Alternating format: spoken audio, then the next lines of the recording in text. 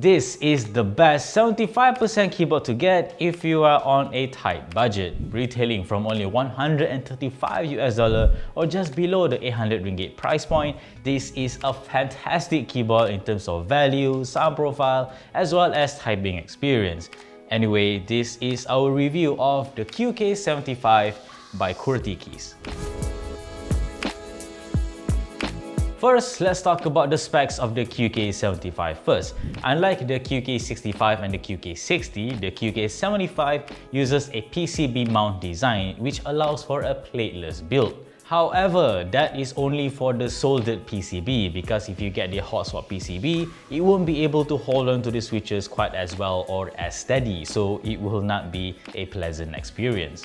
Aside from that, it also uses a slightly different gasket design where it's more of a knob that are attached directly to the PCB, and it does offer a nice, soft, comfortable typing experience. There are really no other custom keyboards at this price point that is this accessible with this level of polish. You might as well just stop this video right now and join the group buy because it's ending soon. But if you want to know just how good this keyboard is, keep on watching. Let's talk about the first thing that I absolutely love about the QK75, which is its sound profile. Yes, it is a little bit clacky, but it also has that nice pop. You might even say it has like a clop. But it is a very nice sounding keyboard, and you can just hear this for yourself at the end of this video where we'll give you guys a sound test. And then there is the typing feel of this keyboard, and as mentioned, it is very nice and soft. It's a really comfortable keyboard to type on, despite the fact that we've actually used an aluminium plate for this particular build. If you want an even softer and even more comfortable typing experience, go for softer plate materials such as polycarbonate or even POM. One of the shortcomings of a custom keyboard is the fact that most of them do not have wireless support, but that is not the case with the QK75. Not only can it connect to your laptop or tablet via Bluetooth, it also has a dongle that works wirelessly, so you have these different options to connect to different devices. The only real downside to the wireless PCB is the fact that it doesn't work via QMK or VIA. Instead, you have to get the wired PCB for that particular feature. This is not necessarily a bad thing because Qwertykeys proprietary software does work reasonably well, though I would still prefer VIA or QMK. But that's just my own opinion. Last but certainly not least is the design of the QK75. Yes, from the top it doesn't look all that special, but it does have this nice little badge that can be configured with different design, or you can even add a knob to it at no additional cost. Besides that, the back of the keyboard is also very nice, even if you're not going to look at it. This mirror finish or even sandblasted finish, depending on what you want, looks great, and it's a nice design element to this very affordable 75% keyboard.